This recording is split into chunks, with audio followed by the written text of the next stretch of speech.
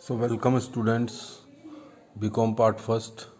मैं doctor Sanjay Bhalla, department of ABST, government college Bundi. अपने ने स्टैटिस्टिक्स वाले चैप्टर्स को स्टार्ट किया था और अपन ने सबसे पहले चालू किया था सेक्शन ए। मैंने आपको कहा था कि आपका जो कोर्स है, सिलेबस जो है वो यूनिट्स में बटा हुआ है। तो अपन ने फर्स्ट यूनिट चालू की थी, meaning and definition of statistics, function, importance, limitation and distrust of statistics. ये थ्योरेटिकल पोर्शन है जो आपको समझना ज़रूरी है कि जिस विषय को आप पढ़ने जा रहे हैं वह विषय में है क्या। तो मैंने आपको बताया था जब भी स्टैटिस्टिक्स की परिभाषा आएगी तो स्टैटिस्टिक्स की परिभाषा दो रूप में दी जा सकती है, बहुवचन के रूप में और एक वचन के रूप में। तो अपन ने लास्ट लेक्चर के अंदर बात की थी कि बहुवचन के रूप में स्टैटिस्टिक्स की परिभाषा क्या होगी। तो बहुवचन के रूप में तो मैंने आपको कहा था कि बहुवचन के रूप में तो सांख्यिकी से तात्पर्य केवल समंक से है, डाटा से है, आंकड़ों से है। और फिर समंक क्या होते हैं वो अपन ने बात की थी कि समंक तथ्यों के समूह होते हैं, समंक संख्या में व्यक्त होते हैं, समंक पर्याप्त सीमा तक अनेक कारणों से प्रभावित होते हैं, समंकों का संकलन गणना अनुमान द्वारा किया जाता है, यथोचित शुद्धता का ध्यान रखा जाता है, पूर्व निर्धारित उद्देश्य होते हैं, समंक परस्पर तुलना योग्य होते हैं और सजातीयता, तुलनात्मकता जरूरी है इसके अंतर्गत होने के लिए। तो बहुवचन के रूप में आपसे एक नंबर का सवाल पूछा जाए, बहुवचन के रूप में सांख्यिकी किसे कहते हैं, तो सीधा आंसर है बहुवचन के रूप में सांख्यिकी से तात्पर्य समंकों या आंकड़ों से है। तो इसकी जो मुख्य परिभाषा है, जो सही परिभाषा है, वो आती है सांख्यिकी की परिभाषा एक वचन के रूप में। तो अपन इसकी आज एक वचन के रूप में परिभाषा समझते हैं। यही इसकी सही परिभाषा है सांख्यिकी की एक वचन के रूप में। अगर आपसे केवल इतना पूछा जाए कि सांख्यिकी की परिभाषा लिखिए तो आप ये वाली परिभाषा ही लिखेंगे, एक वचन की परिभाषा ही लिखेंगे। और जब आपसे प्रश्न में पूछा जाए बहुवचन के रूप में सांख्यिकी की परिभाषा दीजिए तो ही बहुवचन के रूप में देनी है, अदरवाइज आपको एक वचन के रूप में ही सांख्यिकी की परिभाषा हमेशा देनी है। सांख्यिकी वह विज्ञान है जिसमें संख्यात्मक समंकों के संग्रहण, अब देखिए ये इंपॉर्टेंट पॉइंट आ रहे हैं, संग्रहण, प्रस्तुतिकरण, विश्लेषण एवं निर्वचन से संबंधित विधियों और उनके प्रयोगों का अध्ययन किया जाता है। पहली बात तो समझ लीजिए सांख्यिकी कला भी है और विज्ञान भी है। और संख्यात्मक समंकों के, मैंने कल आपको बताया था समंकों की सबसे महत्वपूर्ण विशेषता क्या होती है, समंक संख्या के अंतर्गत व्यक्त होते हैं, उन्हीं को समंक मान जाता है। संख्यात्मक समंकों के अब ये 4 पॉइंट याद रखने हैं आपको, संग्रहण, प्रस्तुतिकरण, विश्लेषण एवं निर्वचन। देखिए स्टैटिस्टिक्स में मैंने आपको कल भी बताया था, वापस बता रहा हूँ, हिंदी की वोकैबुलरी आएगी तो हिंदी की वोकैबुलरी के कुछ शब्द हैं जो आपको ध्यान रखने हैं, इंग्लिश में भी ध्यान रखना है। संकलन का मतलब होता है संग्रहण करना या कलेक्शन करना।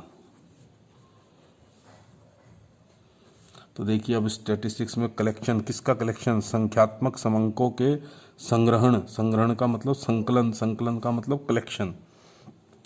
प्रस्तुतिकरण, प्रस्तुतिकरण का मतलब होता है प्रेजेंटेशन,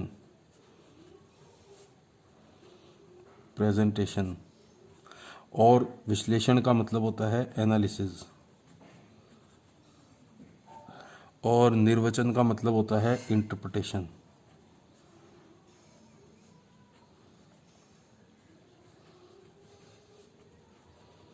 अब ये 4 मुख्य काम हो गए स्टैटिस्टिक्स के, इनको समझ लीजिए।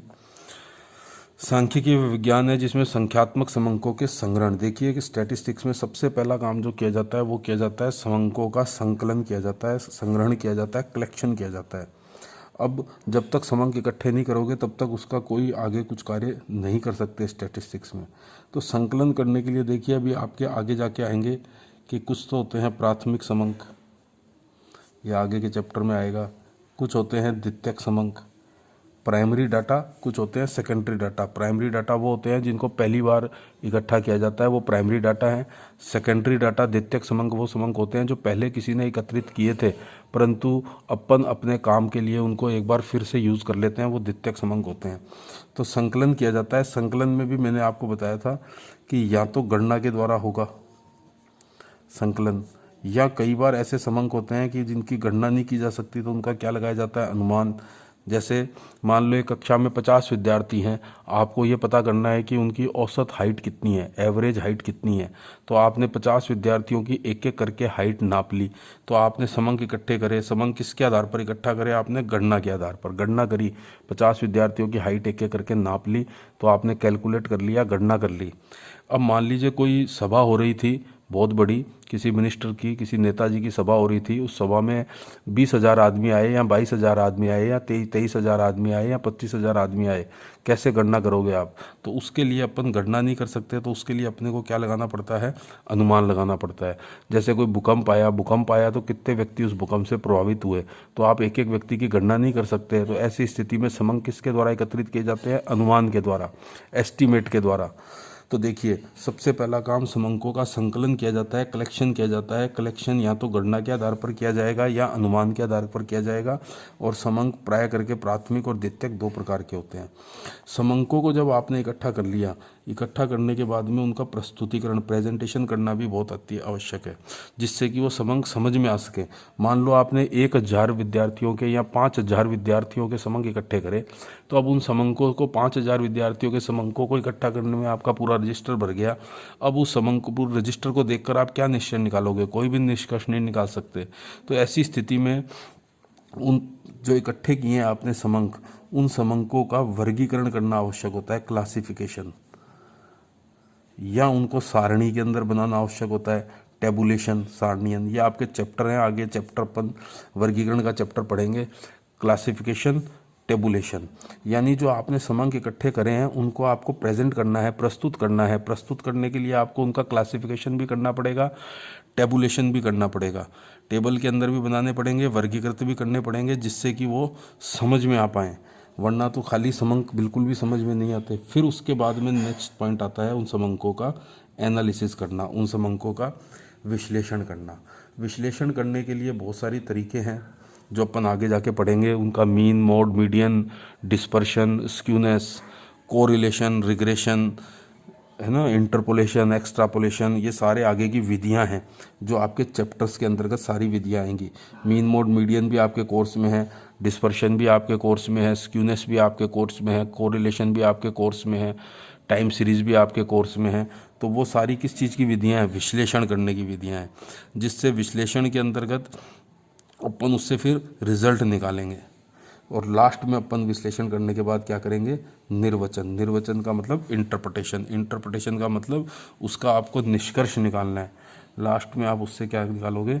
निष्कर्ष निकालोगे कि आपने जो डाटा इकट्ठे करे उसको आपने इकट्ठा करने के बाद प्रेजेंटेशन करी, फिर उसका विश्लेषण करा, विश्लेषण करके फिर उसका रिजल्ट क्या निकला।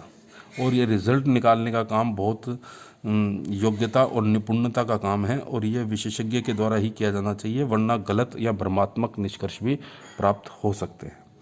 तो अब ये स्टैटिस्टिक्स की सही परिभाषा तो एक वचन के रूप में है। वापस से अब पूरी परिभाषा को क्लियर कर लीजिए। तो पूरी परिभाषा का अर्थ क्या निकला? सांख्यिकी वह विज्ञान है जिसमें संख्यात्मक समंकों के संग्रहण, प्रस्तुतिकरण, विश्लेषण और निर्वचन से संबंधित विधियों, इनसे संबंधित विधियों का और उनके प्रयोगों का अध्ययन किया जाता है। ये स्टैटिस्टिक्स की मेन सही परिभाषा है। अब इसके बाद अपन देखते हैं स्टैटिस्टिक्स के फंक्शंस क्या हैं, कार्य क्या हैं, सांख्यिकी के कार्य क्या हैं। तो देखिए, सांख्यिकी के मुख्य मुख्य कार्य हैं जो आपको ज्ञात होने चाहिए। कई बार आपसे प्रश्न पूछा जाता है, सांख्यिकी के 2 महत्वपूर्ण कार्य बताइए, 1 महत्वपूर्ण कार्य बताइए, या 4-5 कार्य भी आपसे पूछ सकता है। तो देखिए, सबसे पहला इंपॉर्टेंट काम तो है सांख्यिकी कार्य में तथ्यों को संख्याओं में प्रकट करना, क्योंकि जब तक आप संख्याओं में प्रकट नहीं करेंगे स्टैटिस्टिक्स आगे कुछ भी नहीं कर सकती। जटिल तथ्यों को सरल करना, जैसे आपने प्रस्तुतिकरण करोगे, प्रस्तुतिकरण में जटिल तथ्य जो होते हैं उन जटिल तथ्यों को अपन क्या करते हैं? वर्गीकरण कर देते हैं, सारणीयन कर देते हैं। तो जटिल तथ्य किस में बदल जाते हैं? सरल हो जाते हैं। फिर उनकी तथ्यों की आपस में अपन तुलना भी कर सकते हैं। तुलना करने के बाद में उन तथ्यों में पारस्परिक संबंध स्थापित भी कर सकते हैं। ये विश्लेषण की विधियों के अंतर्गत आता है अपना, कि तथ्यों के अंतर्गत पारस्परिक संबंध भी स्थापित किया जा सकता है। उसके अलावा ज्ञान और अनुभव के अंतर्गत वृद्धि करना। जब स्टैटिस्टिक्स की आप विधियों को यूज़ करते हैं तो उससे आपके ज्ञान के अंतर्गत भी वृद्धि होती है। क्यों? क्योंकि आप तुलना करते हैं, तुलना करने के कारण आपके सोच में और भावी अनिश्चितताओं में जो परिवर्तन हो रहे हैं उसमें व्यक्ति के निर्णय लेने की शक्ति बढ़ जाती है। क्योंकि स्टैटिस्टिक्स में आप जब विश्लेषण करके निर्वचन करोगे, निर्वचन करने के बाद जब आप डिसीजन लोगे तो आपके डिसीजन लेने की कैपेसिटी के अंतर्गत फ़र्क पड़ेगा। तो इसमें इसीलिए इसमें ये लिखा है ज्ञान और अनुभव की वृद्धि करना, और उसके पश्चात उपयुक्त नीति निर्धारण में सहायता। तो देखिए, गवर्नमेंट को या किसी व्यक्ति को भी प्लानिंग करनी पड़ती है, एडमिनिस्ट्रेशन करना पड़ता है, नियोजन और प्रशासन संबंधी निर्णय लेने पड़ते हैं, उनके लिए नीतियां बनानी पड़ती है। जैसे गवर्नमेंट की बात करें, इंपोर्ट एक्सपोर्ट की नीति बनानी पड़ती है, प्राइस की पॉलिसी बनानी पड़ती है, इकोनॉमिक्स की प्लानिंग बनानी पड़ती है। व्यक्ति को भी अपने व्यवसाय के अंतर्गत भी अनेक प्रकार के नीति निर्धारण से संबंधित कार्य व्यवसायी को करने पड़ते हैं। उन सारे नीति निर्धारण के अंतर्गत स्टैटिस्टिक्स एक बहुत ही मददगार विषय साबित होता है। क्योंकि स्टैटिस्टिक्स के समंकों के संकलन, प्रस्तुतिकरण, विश्लेषण और फिर उसके बाद निर्वचन करने से निष्कर्ष व्यक्ति निकाल सकता है कि अपने को भविष्य के संबंध में क्या नीति बनानी चाहिए, क्या नीति निर्धारण करेंगे तो अपन व्यवसाय में सफल हो पाएंगे, या सरकार अपनी नीति किस प्रकार से बनाएगी कि उसकी नीति वो सफल हो पाएगी। इसी के साथ में अनुमान और पूर्वानुमान भी लगाना संभव बन जाता है। एंड इसके अंतर्गत स्टैटिस्टिक्स के विश्लेषण में एक टेक्निक आती है, इंटरपोलेशन एंड एक्स्ट्रापोलेशन, अंतर्गणन और बाह्यगणन। उस विधि का प्रयोग कर कर अपन भविष्य से संबंधित अनेक प्रकार के अनुमान लगा सकते हैं और पूर्वानुमान भी लगाए जा सकते हैं।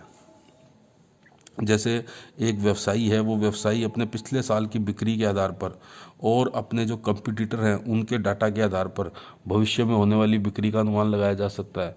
भविष्य में अपन विज्ञापन पे कितना खर्च करें इसका अनुमान भी अपन लगा सकते हैं। तो स्टैटिस्टिक्स इन सब चीज़ों के अंतर्गत अति महत्वपूर्ण होती है। और कल्पित अवधारणाओं की जांच और निर्धारण, देखिए स्टैटिस्टिक्स के अंतर्गत हाइपोथेसिस लेनी पड़ती है, कल्पित अवधारणाएं लेनी पड़ती हैं, और फिर उन कल्पित अवधारणाओं के आधार पर व्यक्ति उनकी जांच करता है और जांच करके वो निर्धारण करता है कि वो अवधारणा सही थी या नहीं थी। जैसे विद्यार्थियों को कोचिंग करनी चाहिए या नहीं करनी चाहिए, अब ये एक अवधारणा है। इस अवधारणा की जांच करने के लिए अपन डाटा संकलन करेंगे, फिर उनका प्रेजेंटेशन करेंगे, विश्लेषण करेंगे, लास्ट में निष्कर्ष निकाल लेंगे।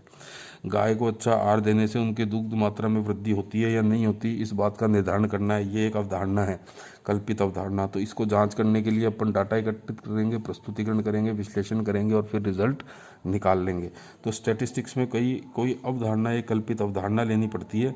उस अवधारणा को चेक करने के लिए, उस अवधारणा की जांच करने के लिए अपन फिर संकलन करते हैं, डाटा का प्रस्तुतिकरण करके विश्लेषण करते हैं और फिर उससे निष्कर्ष निकालते हैं कि वो अपनी अवधारणा सही थी या नहीं थी, और उसके आधार पर अपन भविष्य से संबंधित नीति निर्धारण से संबंधित कार्य भी कर लेते हैं। और स्टैटिस्टिक्स एक गहन और विस्तृत अध्ययन को भी संभव बनाती है।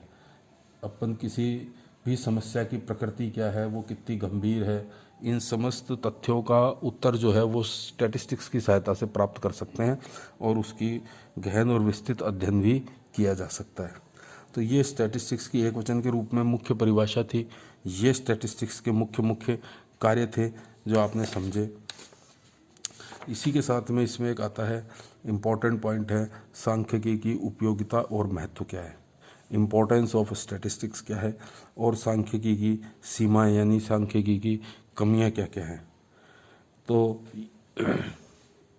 देखिए, सांख्यिकी की उपयोगिता और महत्व की बात करते हैं तो सांख्यिकी की उपयोगिता और महत्व प्राय करके सभी क्षेत्रों के अंतर्गत है। एक तो ये छोटी सी बात आप हमेशा के लिए ध्यान रखना, एक स्टैटिस्टिक्स ही एकमात्र एक ऐसा विषय है जो आपको बीकॉम में भी पढ़ाया जाता है, फर्स्ट ईयर में भी, बीए में भी थर्ड ईयर के अंदर पढ़ाया जाता है, और बीएससी में भी सेकंड ईयर के अंदर पढ़ाया जाता है। यानी कॉमर्स, साइंस, आर्ट्स तीनों फैकल्टी के अंतर्गत ये विषय पढ़ाया जाता है। और ऐसा कोई भी विषय नहीं है जो बीकॉम, बीए और बीएससी तीनों क्लासों के अंदर पढ़ाया जाता हो। तो ये विषय तीनों में क्यों पढ़ाया जाता है, वहीं से इसकी उपयोगिता और महत्व समझ में आ जाना चाहिए आपके, क्योंकि ये विषय साइंस वालों के लिए भी उतना ही इम्पोर्टेंट है जितना कॉमर्स वालों के लिए है, और आर्ट्स वालों के लिए भी उतना ही उपयोगी है जितना कॉमर्स वालों के लिए है। कोई भी विषय जहाँ भी संख्या आ गई, जहाँ भी समंक आ गए, वहाँ स्टैटिस्टिक्स का प्रयोग करना अनिवार्य हो जाता है। और आप देखते हैं, आप अखबार पढ़ते हो, अखबार में आप देखो पूरा अखबार किससे भरा होता है? समंकों से, डाटा से भरा होता है। बिना डाटा के अपन अध्ययन कर ही नहीं सकते। कितने विज्ञापन आते हैं, उन सारे विज्ञापनों के अंतर्गत भी क्या दिए होते हैं? डाटा। कोचिंग सेंटर के कितने विज्ञापन आते हैं, उसमें भी क्या दिए होते हैं? सारे के सारे समंक डाटा। इतने विद्यार्थी सफल हो गए। और गवर्नमेंट की भी जितनी भी न्यूज़ आती है या पॉलिसी से संबंधित जो भी न्यूज़ आती है, उसमें भी सब कुछ क्या दिए होते हैं? समंक डाटा। इकोनॉमिक्स से संबंधित कोई भी न्यूज़ आती है, उसमें भी क्या दिए होते हैं? डाटा।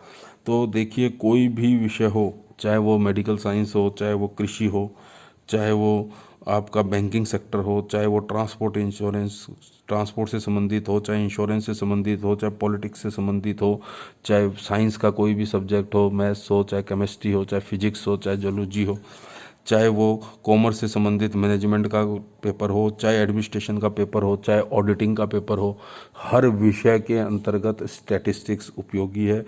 हर विषय के अंतर्गत उसकी इम्पोर्टेंस है। तो इसकी अपन डिटेल में कल वाले लेक्चर के अंदर डिस्कस करेंगे कि इसकी उपयोगिता और महत्व क्या कहाँ पे है और इसकी सीमाएं क्या क्या है। इसके पश्चात अपन एक नेक्स्ट चैप्टर चालू करेंगे, क्लासिफिकेशन ऑफ डाटा, समंकों का वर्गीकरण। और उसके पश्चात वर्गीकरण का चैप्टर मोस्ट इम्पॉर्टेंट चैप्टर है। जब तक वर्गीकरण का चैप्टर आपके समझ में नहीं आएगा, आगे का कोई भी चैप्टर आपके समझ में नहीं आएगा। इसलिए कल ये चैप्टर अपन फिनिश करके, थ्योरेटिकल चैप्टर फिनिश करके, अगले लेक्चर के अंदर अपन वर्गीकरण का चैप्टर चालू करेंगे, क्लासिफिकेशन ऑफ डाटा का। वो मोस्ट इंपॉर्टेंट चैप्टर है। उसके बिना ना तो आपको मीन मोड मीडियन समझ में आएगा, ना डिस्पर्शन, ना स्क्यूनेस, कोई भी चैप्टर समझ में नहीं आएगा। तो आप एक एक लेक्चर ये बड़े ध्यान से सुनते रहिए, आपको सारे के सारे चैप्टर बिल्कुल समझ में आते जाएंगे। So thank you very much.